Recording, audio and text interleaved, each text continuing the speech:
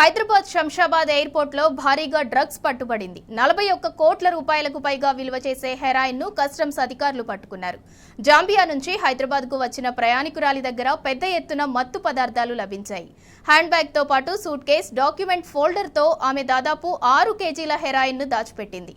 కానీ కస్టమ్స్ సోదాలో ఆమె దొరికిపోయింది. దీంతో అధికారులు మహిళను అరెస్ట్ చేశారు.